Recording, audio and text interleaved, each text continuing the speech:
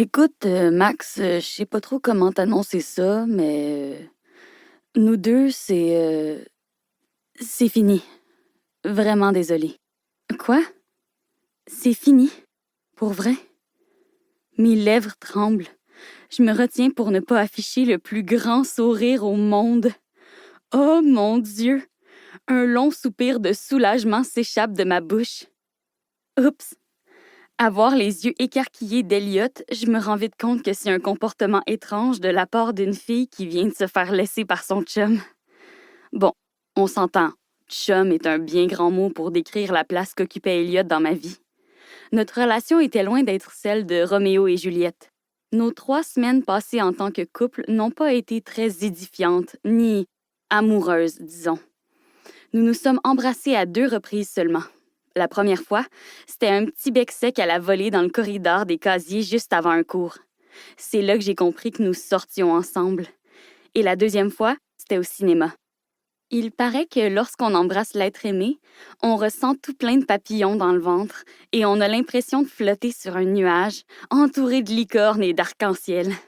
OK, j'exagère peut-être un peu, mais c'est ce que racontent les gens qui sont en amour, non?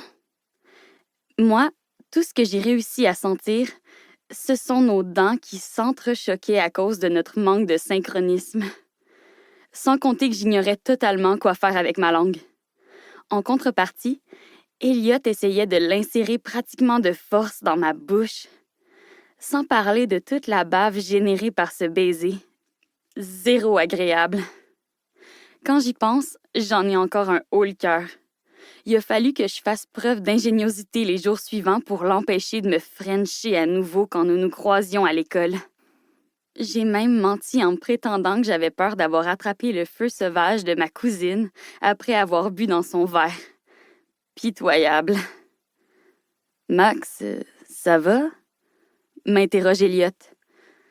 Tu dis rien? Tu sais, je m'excuse.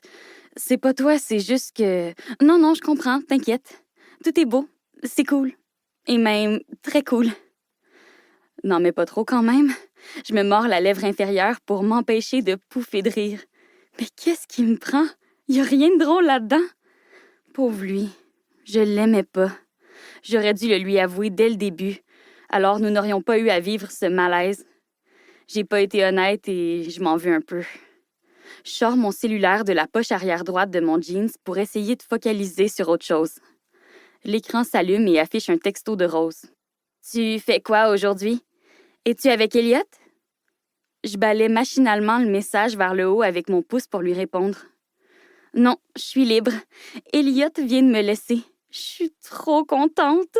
Viens me rejoindre, je suis au parc des Érables. » OK. Je suppose qu'on se reverra à l'école dans ce cas? Avance Elliot hésitant. Je ne m'étais pas rendu compte qu'il était encore là et que je souriais en textant. « Ah oui, excuse-moi. On peut rester amis si tu veux. C'est chill. » Le fou rire me reprend. C'est chill?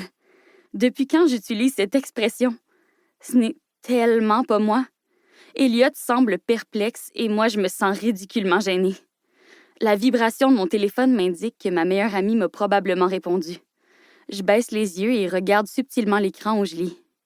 Pour continuer à écouter ce livre audio gratuitement, cliquez sur le lien dans la description et vous pourrez l'écouter en entier sans frais grâce à l'essai de 30 jours d'Audible.